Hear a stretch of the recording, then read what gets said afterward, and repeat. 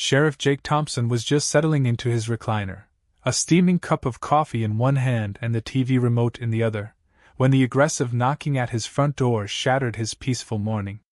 He wasn't expecting visitors, especially not the kind who pounded like they were trying to break in. With a sigh, he set his coffee down and walked to the door. The sight that greeted him nearly made him laugh out loud. 3 men in ill-fitting uniforms stood on his porch, chests puffed out like they were about to raid a criminal hideout. The tallest one, a middle-aged guy with a thick mustache and mirrored sunglasses, took a step forward, flashing a shiny badge that looked more like it came from a toy store than an official department.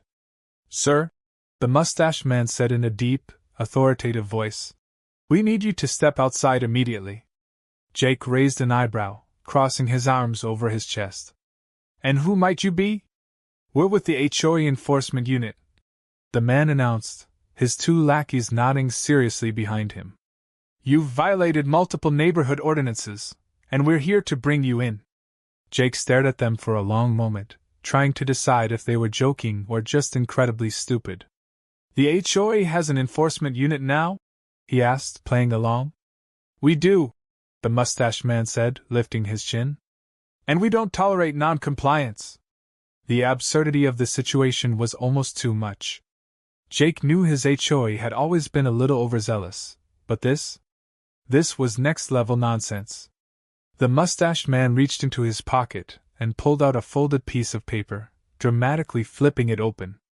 "You have been cited for an unapproved mailbox design," he said, his voice full of artificial authority. "And unauthorized lawn furniture." Jake blinked. "My mailbox?" He glanced over at the standard black mailbox standing at the edge of his driveway. "What's wrong with it?"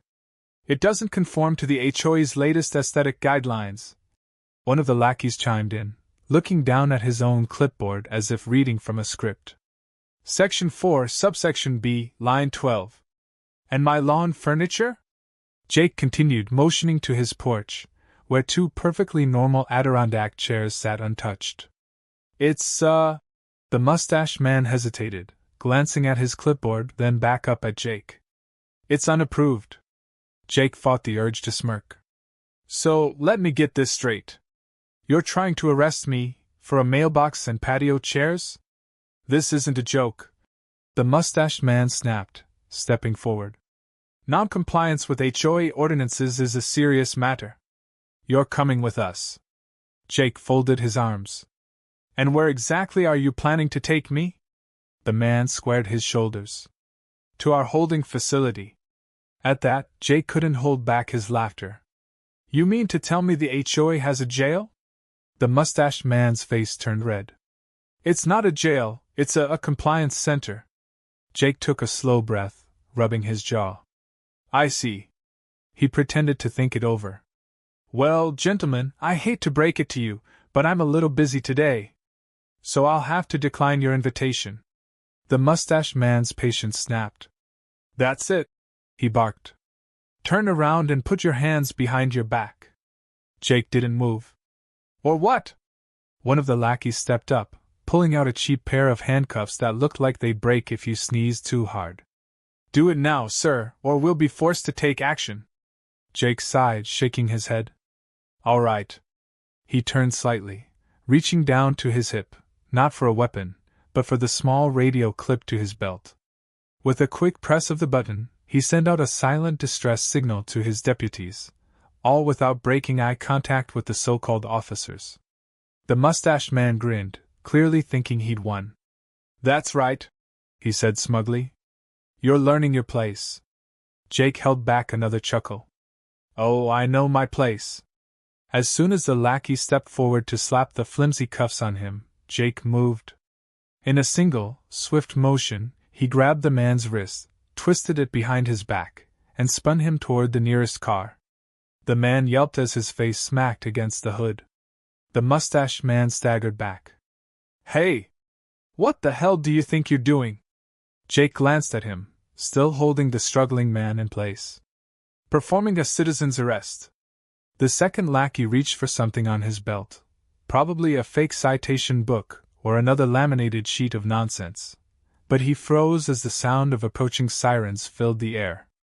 Within seconds, real police vehicles skidded to a stop, lights flashing. The HOA officers looked like deer caught in headlights. Jake leaned in close to the man he had pinned. "Now, let's talk about who's really under arrest." The flashing red and blue lights bounced off the houses as two squad cars came to a stop in Jake's driveway. The mustached man and his two lackeys looked like they had just been caught breaking into a bank. Their self-assured posturing vanished the moment Deputy Carter stepped out of his vehicle, one hand resting on his duty belt. Carter took in the scene, Jake, still holding one of the fake cops pinned against the hood of a car, and the other two standing frozen in place. He raised an eyebrow. "Boss, you mind telling me why you're wrestling with a guy wearing what looks like a Halloween police costume?" Jake finally let the squirming man go, stepping back and brushing his hands off. "These three gentlemen were in the middle of conducting an unlawful arrest. Figured I'd save them the trouble of doing it the hard way." Carter let out a low whistle, turning to the trio. "All right, let's see some IDs." The mustached man tried to regain his composure, straightening his cheap polyester uniform. "There's been a misunderstanding. We are authorized HOA enforcement officers, and we were carrying out our duties." Carter stared at him for a moment, then slowly reached out and plucked the man's shiny badge from his chest. He turned it over in his hands, examining the poorly engraved letters that read, "HOA Compliance Officer." He looked back up at Jake. "This is a joke, right?" Jake smirked. "I wish." The mustached man puffed up his chest again. "We have full legal authority to issue citations and enforce community standards." Carter remained unimpressed. "Yeah? And which department issued these fancy badges?" The man faltered. "The Homeowners Association Security Division." Carter snorted. "That's not a thing." The second lackey, still rubbing his wrist from Jake's takedown, jumped in. "It is. We were given jurisdiction over all properties in this neighborhood." Carter tilted his head. "Jurisdiction. Is that right?" He turned to Jake. "Boss, did you sign off on that?" Jake smiled. "Nope." Carter gave the mustached man a long look. "Well, then I guess you're just some guys running around playing dress-up." The mustached man's face darkened. "You don't understand. We were only enforcing compliance. We have every right to detain rule breakers." Jake stepped closer. "Detain? You were trying to arrest me over a mailbox." The mustached man hesitated, clearly realizing how ridiculous it sounded. "Well, technically." Jake's voice turned steel cold. "There's no technically about it. You tried to put cuffs on me. That's impersonating law enforcement. And depending on how you plan to detain me, we could be talking about unlawful restraint. Or worse." Carter folded his arms. "So let's start with some real names and real IDs." The three men hesitated before reluctantly handing over their wallets. Carter flipped through them, then gave Jake a look. "You're gonna love this. Not a single one of them is a registered security guard. They don't even have basic certifications." Jake sighed. "You telling me they're not even rent-a-cops?" Carter shook his head. "Nope. Just some guys in cheap uniforms playing sheriff." The mustached man shifted uncomfortably. "Look, we were just following orders." Jake narrowed his eyes. "Whose orders?" The man hesitated. "The HOA board." Jake crossed his arms. "Got any paperwork to prove that?" The second lackey quickly reached into his pocket and pulled out a crumpled document, handing it over. Carter took one look and scoffed. "This isn't a contract. It's a volunteer neighborhood watch form." Jake glanced over it, shaking his head. "So, let me get this straight. You three decided that meant you could run around pretending to be cops and extorting homeowners?" The mustached man's lips pressed into a thin line. "It wasn't extortion. It was community enforcement." Jake gave him a hard stare. "How much were you charging people for these violations?" The lackeys exchanged nervous glances, but no one spoke. Jake exhaled through his nose. "Deputy, let's check their vehicle." Carter nodded and walked over to the HOA-branded SUV parked by the curb. He pulled open the door, rifling through the contents. A moment later, he let out a low whistle. Well, well, well. We've got ticket books, fine notices, and would you look at that? A cash box. Jake turned to the mustached man. You running an HOA or a roadside scam? The man swallowed hard. We were just collecting fees. Jake shook his head. No, what you were doing was fraud. The second lackey blurted out. We were told to do it. The board promised us a cut. Jake exchanged a glance with Carter. Now we're getting somewhere. Carter flipped through a ledger he had pulled from the SUV. They've been hitting the whole neighborhood. Fake fines, intimidation tactics, even threats of foreclosure. Jake let out a slow sigh. And people actually paid them? Carter nodded. Looks like it. Jake turned back to the three men. So, here's what's gonna happen. You're all being detained while we investigate. If you're lucky, you'll just be looking at fraud charges. If we find out you threatened or coerced anyone into paying, it's gonna get a whole lot worse. The mustached man tried to protest. You can't arrest us for enforcing community rules. Jake gave him a dry look. Watch me. Carter stepped forward, pulling out a set of real handcuffs. All right, boys. Turn around. The mustached man opened his mouth to argue, but when Carter raised an eyebrow, he slowly complied. The two lackeys followed, both looking thoroughly defeated. As Carter cuffed them and started reading them their rights, Jake turned to look at the small crowd of neighbors that had gathered to watch. Some were whispering to each other, others shaking their heads. An older woman near the front of the crowd called out, Sheriff, does this mean we can ignore those fines they've been giving us? Jake gave her a reassuring nod. If they ever made you pay, keep your receipts. The county prosecutor is gonna want to see them. A murmur spread through the crowd, and more people stepped forward, each with their own horror story about how the fake HOA police had bullied them. Jake looked back at Carter. We need to have a chat with the HOA board. Carter grinned. Oh, I can't wait for that. By the time Jake and his deputies arrived at the HOA office, word had already spread. The board members were waiting for him, looking nervous but determined to put on a good show. The president of the HOA, a thin man in a suit that seemed one size too big, stood in front of the others with his hands clasped in what he probably thought was a dignified pose. Sheriff, the man said with a forced smile. This is all a misunderstanding. Jake crossed his arms. A misunderstanding?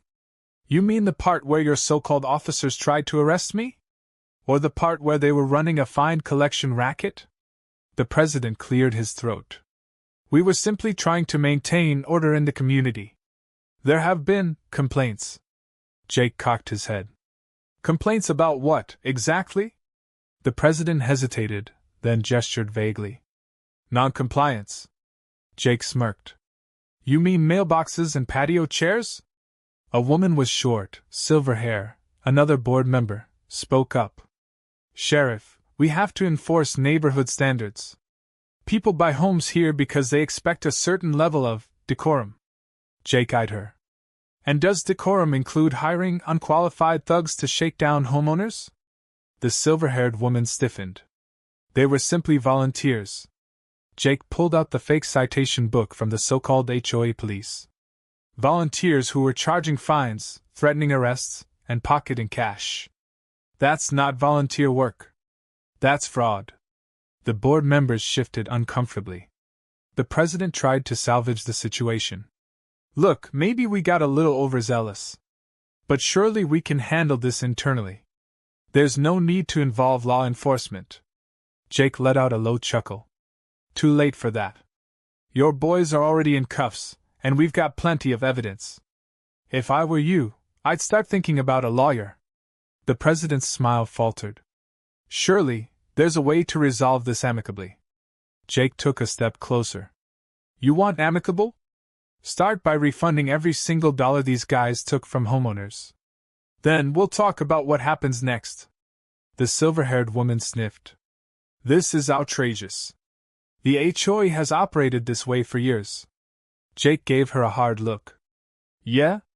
Well, that ends today. By the time Jake walked out of the HOA office, the board members looked like they had just been handed a death sentence. He knew they weren't going to get away with this, not if he had anything to say about it. Back in the neighborhood, the scene had turned into something of a block party.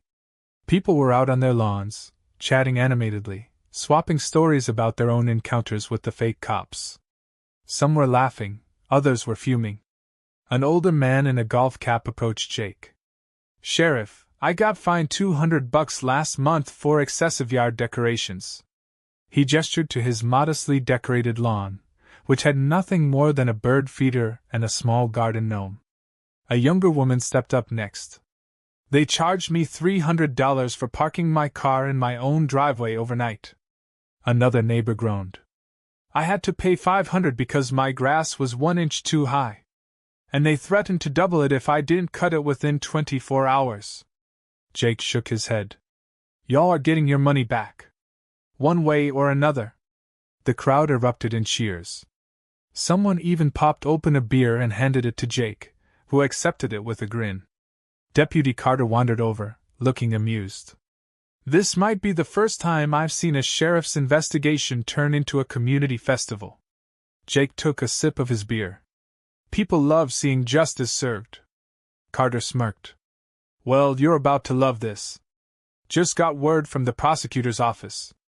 They're looking into felony fraud charges against the whole HOA board." Jake raised an eyebrow. "Now that's music to my ears." Carter held up a file. "Oh, and it gets better. We checked the HOA's financial records. Guess who's been skimming money off the top?" Jake leaned in. "Don't tell me." Carter grinned. "Your buddy in the cheap suit. The HOA president's been pocketing thousands. And guess where a chunk of that money was going? Right into those fake cops' pockets." Jake let out a low whistle. Well. Looks like we're gonna be making another set of arrests." It didn't take long. Within hours, the HOA president and his accomplices were being hauled into squad cars, looking every bit as stunned as the fake cops had been. The neighborhood residents gathered to watch, some even clapping as the handcuffs clicked into place. As Jake leaned against his truck, watching the last of the arrests, the older man in the golf cap wandered back over. "Sheriff, you ever thought about running for mayor?" Jake laughed. "I think I'll stick to law enforcement." The man winked. "Well, if you change your mind, you got my vote." Jake just shook his head with a chuckle. "Let's just get this neighborhood back to normal first."